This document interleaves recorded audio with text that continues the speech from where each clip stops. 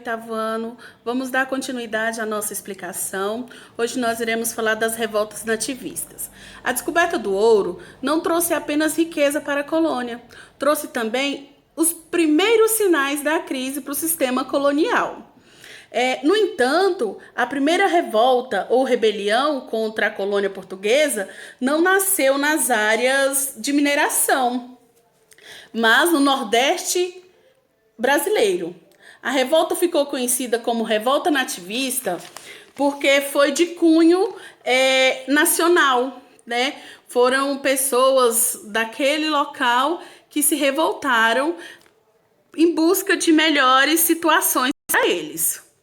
A revolta de Beckman foi uma rebelião nativista ocorrida na cidade de São Luís em 1684.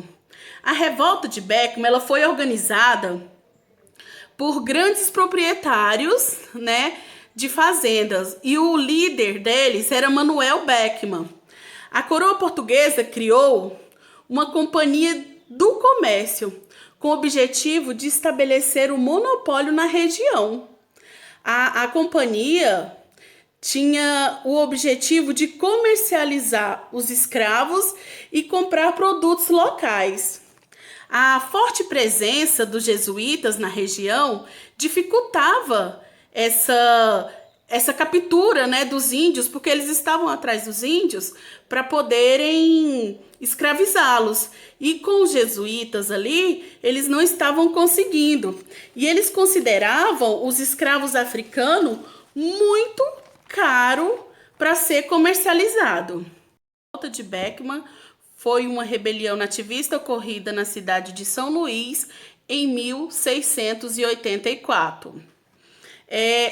Os revoltados depuseram o governador do Maranhão, expulsaram os jesuítas da região e formaram um governo provisório. Pouco mais de um ano, a coroa portuguesa enviou tropas para São Luís e pôs fim ao movimento, né, do líder Manuel Beckman.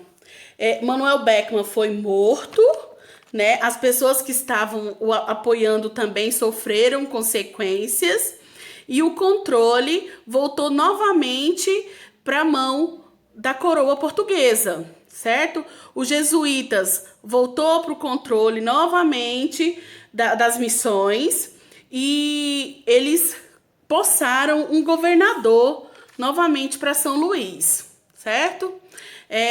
Recife era controlada pelos ricos comerciantes portugueses, chamados de mascates, que nós iremos falar agora sobre as guerras dos mascates.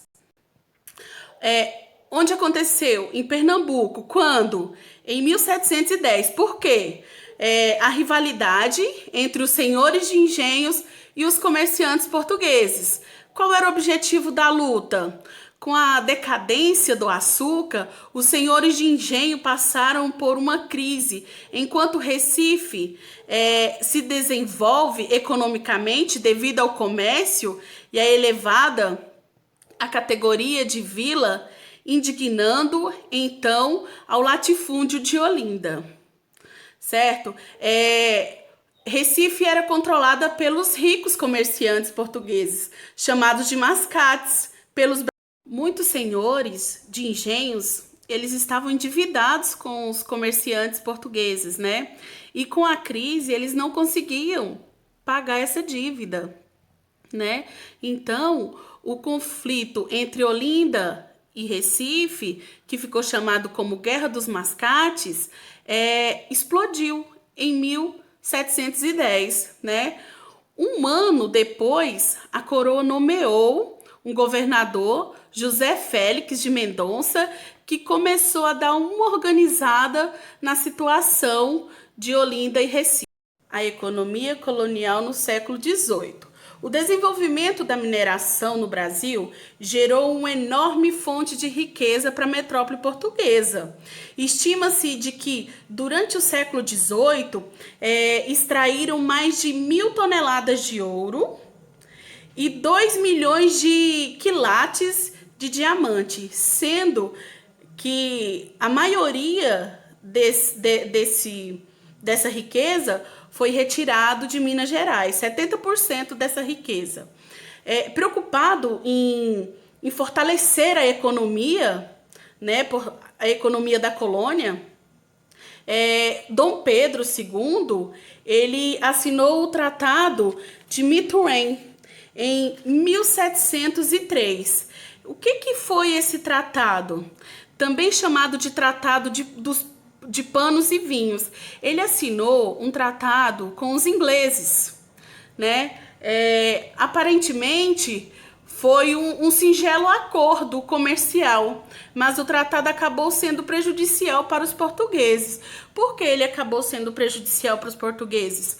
Porque o vinho estava custando mais barato do que os tecidos, e o tecido ele era mais fácil de se comercializar do que os vinhos.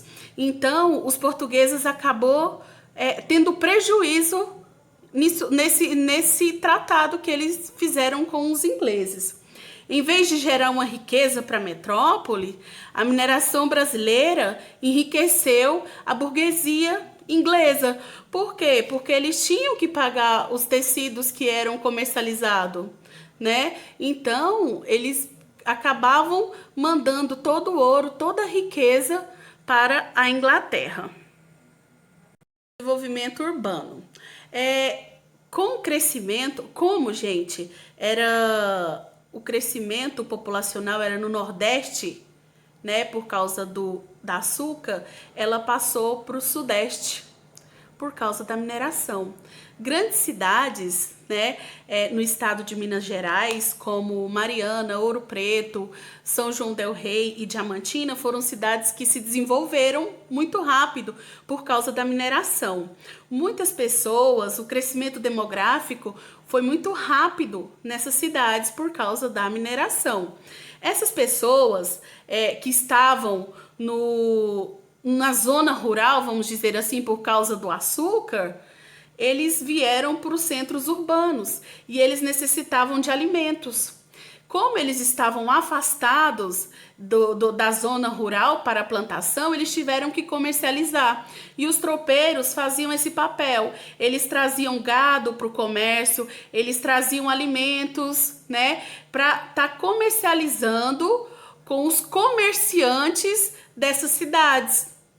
Porque a população, e outra coisa também, a população exigia algumas coisas, até mesmo produtos estrangeiros.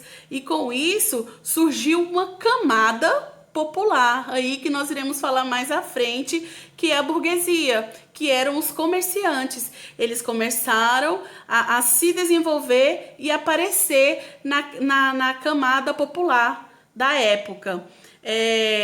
A grande quantidade de ouro nas mãos da elite local trouxe consigo problemas da inflação.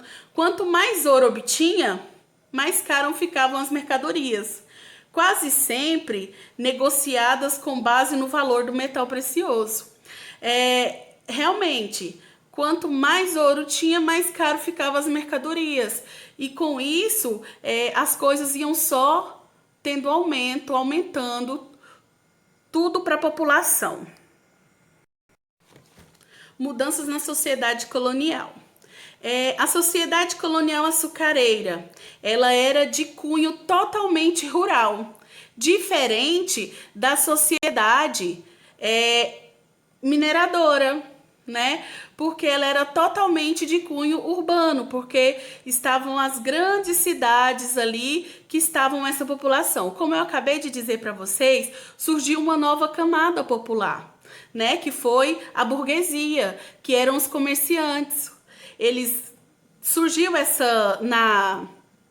na pirâmide, vou dizer assim, da sociedade mineradora, surgiu mais uma, até mesmo os negros livres, né? Eles já estavam ali entrando nessa parte da comercialização, diferente da açucareira.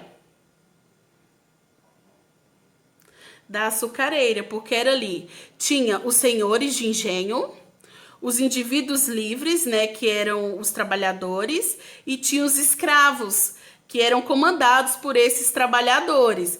Já a sociedade mineradora tinha os grandes mineradores, os tropeiros ali, os oriundos, os burocráticos, entre outros, né? E tinha também homens livres, trabalhadores e os ex-escravos, que eu acabei de falar para vocês. E tinha também os escravos ali nessa pirâmide. A diferença entre as duas era o seguinte: na sociedade açucareira, não tinha como subir de etapa na pirâmide. Na mineradora já tinha. Se você encontrasse uma certa quantidade de ouro e aí você subia na camada, né? Na camada da pirâmide. Mas também quem tivesse lá no topo podia cair rapidamente, poderia ficar pobre. Essa era a diferença e as mudanças na sociedade colonial. Espero que vocês tenham entendido. Qualquer dúvida, me procure, que eu vou estar aqui para esclarecer qualquer dúvida de vocês. E até a próxima aula.